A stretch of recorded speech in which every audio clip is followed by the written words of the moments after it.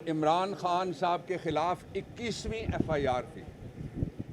ये पाकिस्तान की तारीख़ में कभी नहीं हुआ कि 4 महीने के अंदर 7.5 किलोमीटर के इलाके में किसी प्राइम मिनिस्टर के ख़िलाफ़ और पाकिस्तान की सबसे बड़ी पार्टी के ख़िलाफ़, जो इस वक्त KP की सबसे बड़ी पार्लिमानी पार्टी भी है, GB की सबसे बड़ी पार्लिमानी पार्टी भी है, AJK की सबसे बड़ी पार्लिमानी पार्टी भी है, पंजाब की सबसे बड़ी पार्लिमानी पार्टी भी है, उसके ख़िलाफ़ इतनी FIR'ें हों। बाकी सब मुकदमात में, यार थोड़ा कम डिस्टर्ब करें तो मैं बोल सकूँ ताकि, बाकी सब मुकदमात में इमरान खान साहब की ज़मानत हो गई है। 2 मुकदमात में मैं आपके सामने गुफ्तगू कर देता हूँ।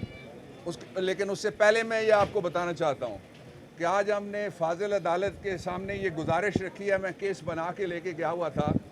इस्लामाबाद की पुलिस जिस तरह से अपने आकाओं के कहने के ऊपर झूठे पर्चे कर रही है, उसके ख़िलाफ़ आज हमने पहला कदम उठाया है।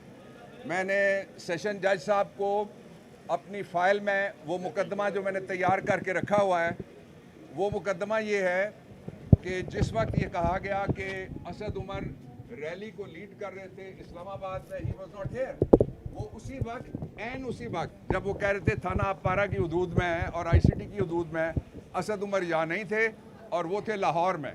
उसके साथ ही जो सेनेटर सैफ हैं वो इस्लामाबाद में थे, लेकिन वो एक इम्पॉर्टेंट मीटिंग थी हमारी जिसको वो चेयर कर रहे थे और वो रैली में आए ही नहीं, उनके ख़िलाफ़ भी पर्चा हो गया।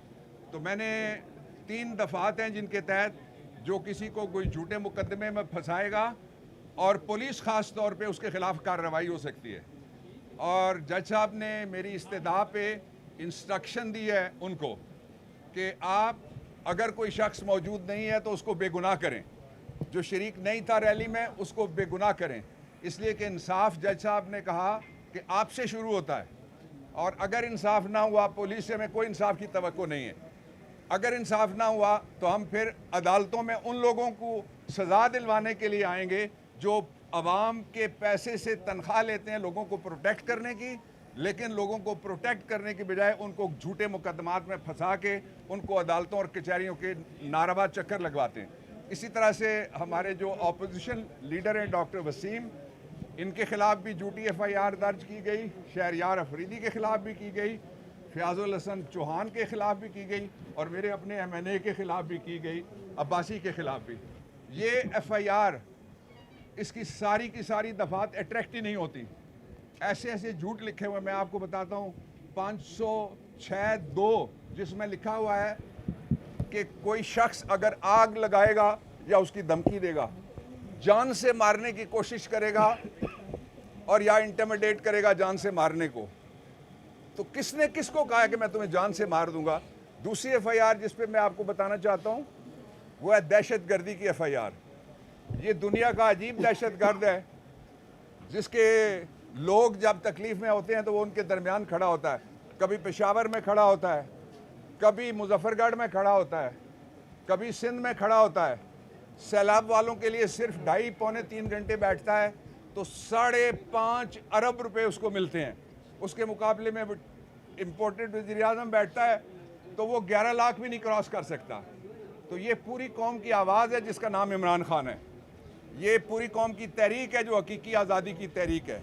मैं वार्न करना चाहता हूँ इम्पोर्टेड गवर्नमेंट को और वो सारे लोग जो आवाज़ दबा कर चाहते हैं कि इमरान खान लोगों के दिलों से निकल जाए। तुम लोग तो मुल्क से भागे हुए हो, तुम्हारी तो नस्लें ही घरों से निकली हुई हैं, तुम्हारे तो बच्चे पर्चा हो जाए तो कहते हैं हम पाकिस्तानी नहीं, हम तो इसी सरजमीन पे जीना मरना है हमारा। इसलिए जो आने वाले दिन हैं उनके लिए 3 बातें बहुत ज़रूरी हैं। एक, पाकिस्तान तहरीक इंसाफ का ये मौक़िफ़ कि फ़ौरी तौर पर इलेक्शन की तारीख़ दी जाए। इलेक्शन की तारीख़ के अलावा पाकिस्तान के लिए आगे बढ़ने का कोई रास्ता बाकी नहीं, इसलिए कि जमहूरियत जमहूर से शुरू होती है। आप सारे जो खड़े हैं इधर और उधर, पीछे आगे ऊपर, सब जमहूर हैं, लोग हैं। लोग वोट डालें और उनका अमेरिका के साइफर से कोई हुकूमत पाकिस्तान के लोग कबूल नहीं करेंगे। दूसरी बात जो बहुत इंपॉर्टेंट है वो ये है कि कल इंतहाई शर्मनाक तरीके से YouTube पे भी हमला किया गया, लेकिन उसका नतीजा क्या निकला? बैनुल अक़वामी मजाक हुआ है 2 एक हरकत कल वाली थी यूट्यूब वाली और बाकी जो बैन था, और दूसरी हरकत ये है कि हमने बड़ी कुर्बानियाँ दी हुई हैं। इस कचहरी में 2 खुदकुश धमाके हुए हैं। यहाँ जज रफाकत अवान अपनी कुर्सी पे शहीद हुए, जहाँ वकील अपने चैम्बर्स में शहीद हुए, जहाँ एक lady lawyer, young lady lawyer, वो भी शहीद हुई। ये सारी शहादतें देकर हमने दुनिया को ये तासुर दिया, अपने खून से रंग के ये तासुर दिया हमने सारी दुनिया को कामयाबी के साथ कि हम दहशत गर्दी की जंग के खिलाफ संजीदा हैं। लेकिन इमरान खान जैसा जो वाहिद पाकिस्तान का ग्लोबल फेस है, जब उसके खिलाफ आप पर्चा करेंगे और पर्चा होगा दहशत गर्दी का, और इल्ज़ाम क्या होगा कि मैं फलाने को नहीं छोड़ूंगा, उसके खिलाफ कानूनी कार्रवाई करूंगा, और जो फलाना है वो भी तैयार रहे, उसके खिलाफ भी मैं लीगल एक्शन लूंगा। तो लीगल एक्शन हम रोज़ कहते हैं, जो पैसे लेके मुकर जाए उसको भी कहते हैं, वादा करके भी शहबाज शरीफ की तरह मुकर जाए कि भाई को वापस लाऊंगा 50 रुपये के स्टाम्प के ऊपर, और 7.5 अरब 40 करोड़ की चोरी थी, तो उसको भी हम कहते हैं कि तुम्हें छोड़ूंगा नहीं, कि मैं तुम्हें कचहरी लेके जाऊंगा। तो ये मजाक उड़ा है पाकिस्तान का जो आलमी मौक़िफ़ था उसका। इंशाअल्लाह उल अज़ीज़ हम आगे बढ़ रहे हैं, और ये यकीन रखिए कल जो कप्तान ने कहा बिल्कुल ठीक कहा है। इलेक्शन इतना करीब है जितना हम सोच भी नहीं सकते। बाबर अवान साहब ये बता दें, कल इस्लामाबाद हाई कोर्ट ने भी हिदायत की है कि तो क्या खान साहब तफ्तीश को ज्वाइन करेंगे, और जो तौहीन अदालत का केस है उसमें खान साहब अपोलोजाइज करेंगे कि नहीं? Thank you for the question. इनका सवाल ये है कि क्या इमरान खान तफ्तीश ज्वाइन करेंगे। भाई मैं नहीं कहता कि वहाँ सरकार की तरफ से झूठ बोला गया, गलत बयानी की गई, मैं नर्म लफ्ज़ रख लेता हूँ, वो ज्वाइन कर चुके हैं तफ्तीश। और दूसरा, तकरीर अगर मुल्ज़म की लेनी हो तो वो टीवी से ली जाएगी, या उसके लिए जाके टीवी का खंभा उखाड़ना है उन्होंने। और माफ़ी वाली बात